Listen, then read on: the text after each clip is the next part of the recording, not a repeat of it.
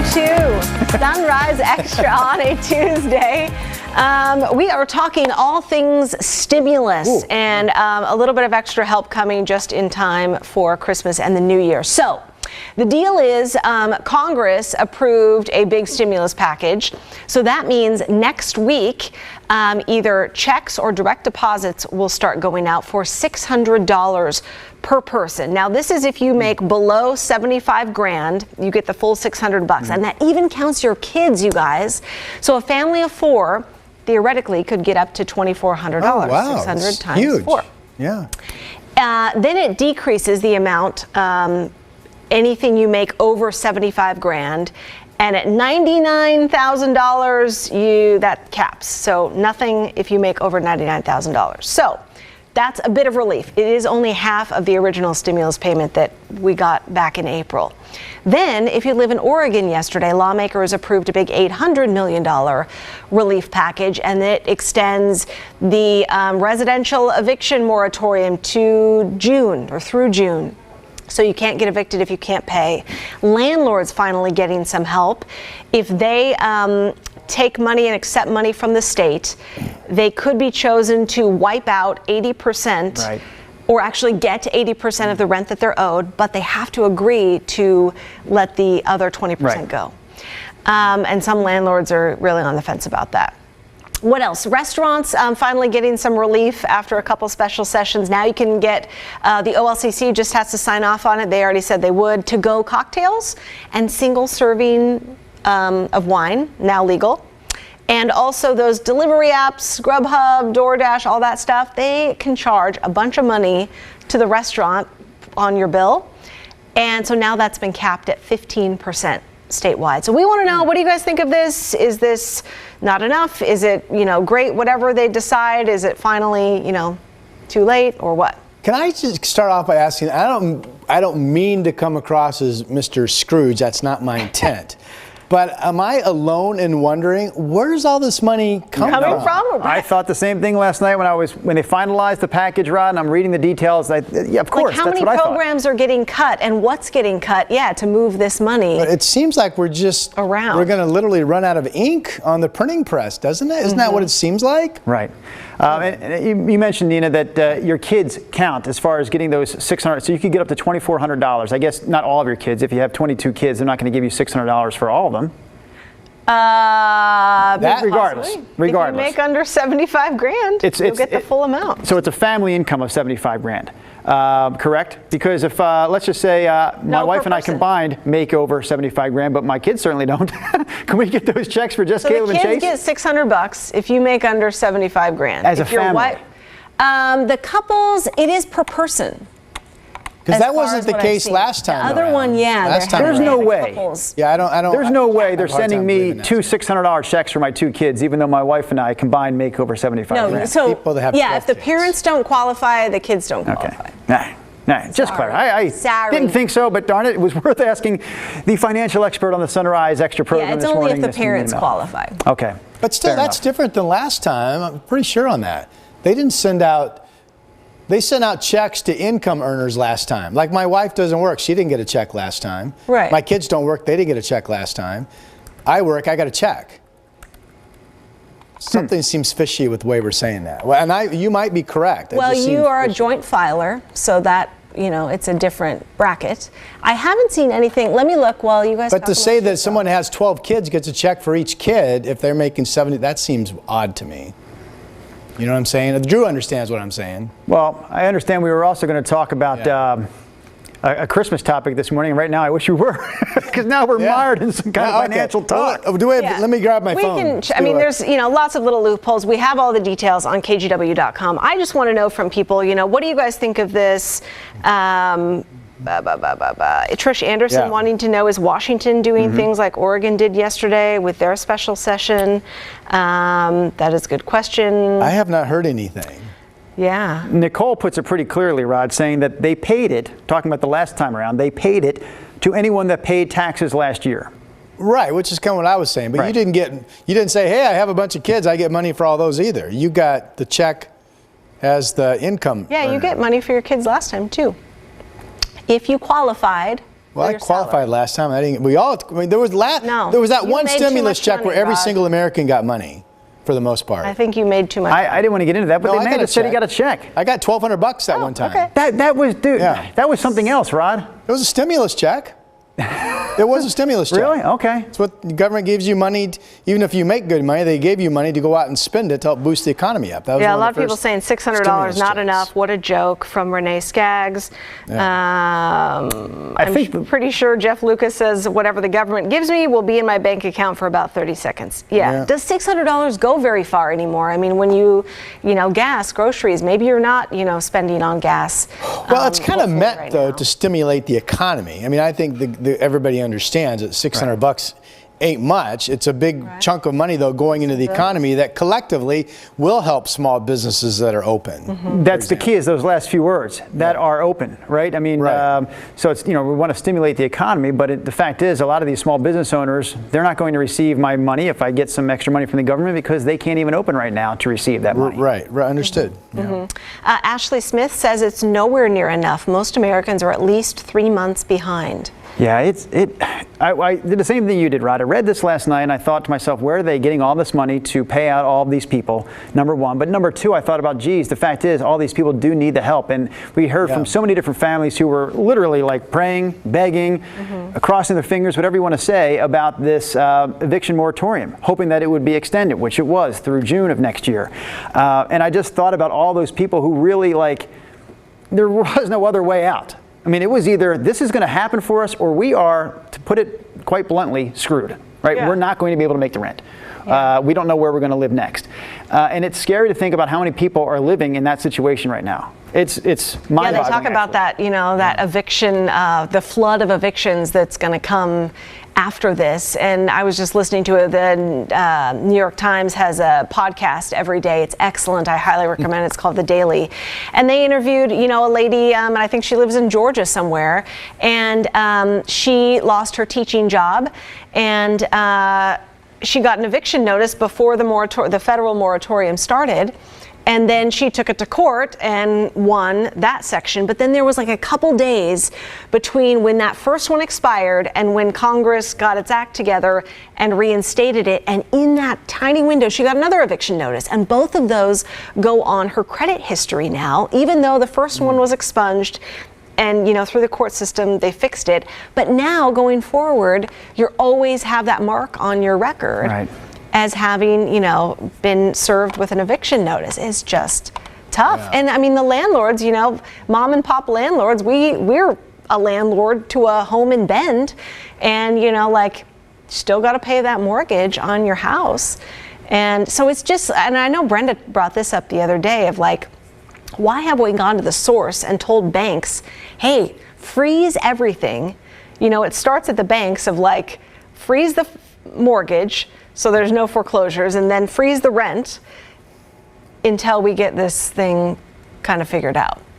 Yeah, I mean, I don't know how, it's a long history of things to me getting out of hand. Why did we let housing prices get so out of hand to begin with? Right. You look around and go, man, I can't believe so-and-so's house is on sale, is for sale on your street. And you're thinking, man, I can't believe the house is going for that high. And you're thinking, then you feel good because you live on that street. And then you hear oh my gosh, someone bought it in a day. Geez, how do those people have that money? And then I don't get that excited because I realize even if you were to sell, then you're not really in a great spot because then you'd have to go out and buy a home that is equally overpriced. You got to move to Arkansas to have it pay off, Drew. What's that? You have to move to Arkansas or some part of the country where our housing is quadrupled to theirs. Right. Yeah, no kidding. But we just let it become so out of hand to where, if you are a younger person, if you are, making minimum wage, or quite frankly, making more than minimum wage, it's hard to become a homeowner. We've made it so freaking difficult. Yeah. A lot of comments online that are great comments. I mean, please, nothing takes the place of a paycheck. Tammy Ross saying that. And really, we're still, I think the correct way to put it is, these are all means of kind of artificially keeping us up. But at some point, I mean, you've got all these people who didn't have money to pay their rent or their mortgages. And that's kind of been propped up. And boy, I hope I'm wrong, but at some point, it just seems like everything has to crash somewhat, right? We're crossing our fingers about the vaccinations. We're hoping that we can all, get this sooner versus later, although we all expect that's not going to happen until the middle of next year. And then I guess we're hoping that once that happens, I don't care if masks stay on or not. What we hope is that every business can open up and they can experience the same sort of business level, hopefully, that they were achieving before all this started. But man, that is a long time to wait. Joshua on the stream? I was wondering, our friend Joshua Madrid, one of our regular watchers / bartender. I want to know from you, Josh, and I don't know if I haven't seen your name on here yet. I know restaurants, and a lot of them that I follow have been really almost like clinging to this idea of to-go cocktails. Have you guys seen them posting? Yes, I have. Please, legislators make this to-go cocktails. It's legal in Washington. California legalized it. And so we're the last ones on the West Coast to do it. But I just don't mathematically see how to-go cocktails are going to save that industry, or save one restaurant. I mean, no, to be honest, the only answer is... Are you guys going to order to-go cocktails if you order to-go food? I don't know. The only answer is people got to get back to work at some point. Yeah. I mean, really, all this, anything you do helps somewhat, but to be honest, I'm shocked how many restaurants and other businesses have made it this far. I really thought it would be much worse by now, as bad as it is. Right. No, we've seen a lot of closures, but you're right. The fact is there are still that have kind of rolled with every punch, and they've set up the outdoor seating, and then they shut that back down again for a while, and then now they have the takeout of the outdoors again happening. It is. You had the situation happening right now with the mayor of Sandy. We talked about this yesterday on the Sunrise TV show, how he's encouraging all the businesses there to open back up, go against the governor's orders come January 1st. And, the one thing he said, which sort of, kind of made me raise my eyebrows because I was just in the mall. He said, we support these shopping malls that have remained open right now during the COVID, but I can't go down and sit down inside of a little mom and pop restaurant. Now I get it. You have to take your masks off to eat and drink, and there's that whole, scientific research that shows that's where the problems may lie. But man, I went into the Washington Square Mall on Sunday to get my mom a couple of gifts that I could only get at the Made in Oregon store. I tried to buy them online and I was striking out. So I went in there, and yes, I could not believe how crowded it was. Yeah. It probably didn't look like December 20th from 2019, but it certainly looked busier than a normal July any year would be. Yeah. And I was like, man, small businesses are struggling right now, and this place with all these big corporate names attached to it are just packed to the gills with people. Yeah, it's hard to escape not thinking to some degree that the government is choosing who gets to survive and who doesn't. Yeah. And I don't think we really want our government to be in that position. There's a lot of people that are on that side, and yesterday we saw some chaos down at the Salem Capitol before the legislative session started, and there was a group of about 100 protesters who are against, COVID shutdowns and lockdowns, and they were really trying to kind of get their voices heard and get some of these restrictions turned around. And some windows were broken, some mace was released, and 4 people were arrested. We have the details on our website at kgw.com. But those people, I saw, and I know you read one of the comments from a woman on here who's saying, let us work. So that is a big part of it. Heidi Berndt Vieder says, I had to leave Portland just to keep my job. The cost of living is so high, it's greed. Jose Orozco, good morning, crew. He says, glad to see you on Facebook and meeting your audience. Yes, we do this every weekday, Jose. Yeah. Come join us more often. We love it. I wonder if we have I'd love to know if we have any landlords online, because I'm very interested to follow that story if the majority, or quite frankly, nearly all of landlords say we'll take the 80% and eat the 20%. That'll be interesting. Because you just hate to think of more people being on the street. Right. If people have to eventually leave where they want to be. Well, I'm glad that we are covering both sides of that story, though, because I know early on, the emphasis was on the renters who couldn't pay their rent and the fact that they needed the relief. And without a moratorium, there'd be more people living on the streets. But that relief doesn't come without some sort of expense at the hand of the landlords. And I get it. Yeah, and I get that. Yeah. Neil Bailey says America is hanging on by a tiny piece of string before we collapse. And I don't know exactly what that means, because I've thought the same thing myself, but what does a collapse look like? I mean, we all lived through that financial collapse of, well, now 12 years ago, 2008, I think it was, 2008, 2009. But that, that seemed like it was manageable. This seems way less manageable. A lot of people lost their homes, foreclosures. A lot of people did. Right. But the jobs were there, even though the homes were not, if that makes sense. I feel like we have more of a housing situation this time than we did. And nobody was told you can't work, you have to be closed. Right. That's the big difference in my opinion here. Yeah, the big difference. Huge. Darlene Coplin on YouTube. Hi, and good morning, Brian on YouTube, our regular faithful viewer on YouTube. She says, we are 70, and because of eviction, we now have our daughter living with us and 3 kids, all under the age of 7. Oh my gosh, Darlene. That's got to be a busy household, but luckily for you, or luckily for your daughter, you're there to kind of help her through this. So yeah, the renting prices are ridiculous, and that's also where the big problem lies. I feel like 12 years ago, the situation was, I can't afford to own a house right now, but I'll rent, and I'll make it through until maybe I can save up enough to build up enough credit to buy the house. Now renting is just as costly and in some cases more difficult than actually buying the house. Right. Yeah. Eric Smith, thank you for weighing in. Eric, he's a landlord. He says, I've worked with my renters. I let them miss a payment and make it up later. They've been good to me, so I'll help out when I can. It's a great perspective. Applaud. Tracy Chambliss says her landlord has not collected rent in 3 months because Multnomah Waterfall is closed. I don't understand that, but yeah, I don't understand the connection near there. Jan Baker, I'm interested to see where you're at. Jan says, we are not in a shutdown. Our local sheriff told the public he was not supporting it, and do what you want. Have not really noticed any differences here. Drew mentioned the comments of the Sandy mayor, but there are similar stories of mayors and local leaders in cities and counties spread out across the West, California, Washington, and Oregon. So Jan, let me know where you're at. I'm just curious. Yeah, we always like to know where our viewers are watching from. Let's see. Willie Huey, what's up, Willie? He says the people are choosing, not just the government. Every person who goes into a mall instead of visiting their local downtown shop is contributing to the problem. Lots of shops open this weekend, and we are all grateful for their business. Linda White is a landlord as well. We all need to pay our rent too. Us landlords are getting no help. Linda, you can kind of read up on what they passed yesterday.